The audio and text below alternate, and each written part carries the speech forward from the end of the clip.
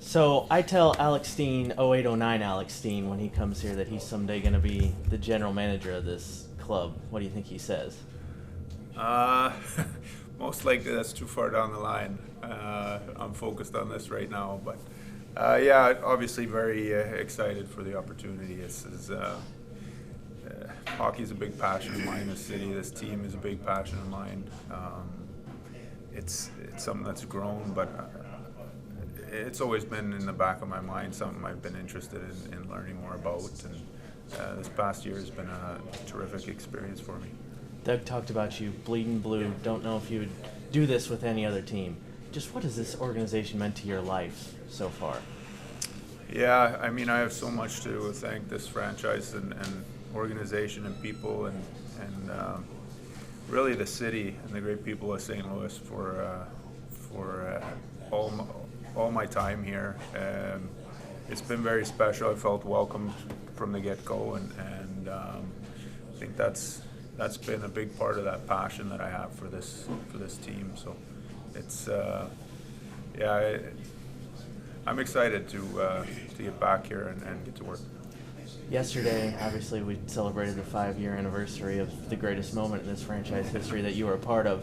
Just that high of winning it all. You know what it's like. Now you're in a different role. Just, are you still fueled by that high of getting back to that point?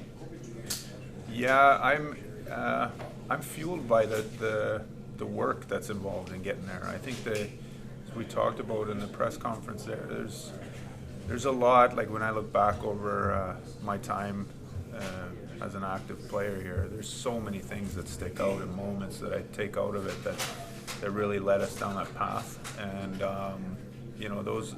that's the stuff that fuels me, is finding those times and opportunities and to make little adjustments, or that's the enjoyable part. And then obviously when you get to the end there, that's kind of an explosion of excitement there, that's for sure. Final thought, you've been working closely with the prospects and the future of this organization the last couple years. Give us some insight into what the future might hold from some of the guys you've seen.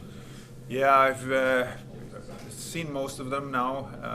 Obviously living in Sweden, I work very closely with our European guys, and Dally ended up moving over a little earlier than I was expecting, but got a chance to start up and work a lot with him. But the biggest thing, I think, is the hunger these guys have and the excitement that they have, dedication. They're all dedicated and hardworking kids. So it's been a real pleasure working with them. We've all kind of had conversations after the season and just walked through everything that's gone on and the amount of things they were able to accomplish in one hockey season, and how proud they should be of what they've done this year. There's a lot of I would say the one thing I'm probably most proud of those kids for this year was the resiliency they showed throughout some difficult times, and that shows the character of them.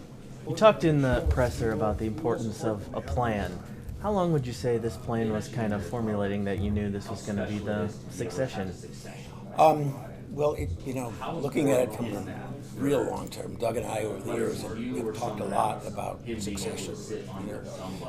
We always try to take the long term view, see what's ahead. Sometimes it's more in the context of emergency. What if you go down tomorrow? What do you do? But as we went through the years, it became more about planning for a smooth succession for his position. But more recently, early this year, as I said, Doug started making the case that what we need is a new general manager, a new voice, a new approach, a new energy, and those sorts of things. So this specific move, I guess we've been talking about at least 6 months, something like that. It's not something you come up with. Hey, there's a good idea. Let's go have a press conference. Yeah. We've talked about it back and forth and from every angle for months. Doug talked about just how much Alex bleeds blue. How important is that quality to have in a GM for this club? I think it's a really important part of Alex, having that passion for the Blues and for the city, and that team-first approach is a really important element. But I would say that doesn't begin to do it. We wouldn't be doing this on the basis of that alone. This is an assessment of Alex's abilities, his intelligence, his communication skills, his feel and knowledge of the game. He just, the more and more we worked with him and saw how he worked, saw how hard he worked, how he learned, how he wanted to learn, we just were more and more impressed. So it's excellent to have the passion, but the ability is even more important.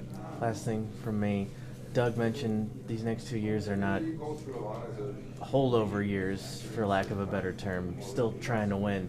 How much does it drive for you right now, especially yesterday we just celebrated the all-time greatest moment, to get back to that kind of level as soon as possible? That's why we do everything we do. And I'm glad that Doug is emphasizing that means this year too. Obviously, we can do two things at once. We can plan for the future. We've got our prospects and they're coming along and we're integrating them. But, our job is to win now too.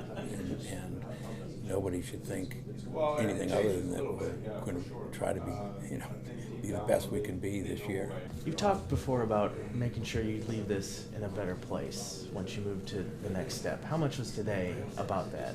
It was quite a bit about that. Obviously, we live in the present. We want to have a really good season this year, but you want to have a foundation that's sustainable and to build off of that. And I think having a succession plan, someone I have the utmost respect for and I truly believe is going to be a great manager.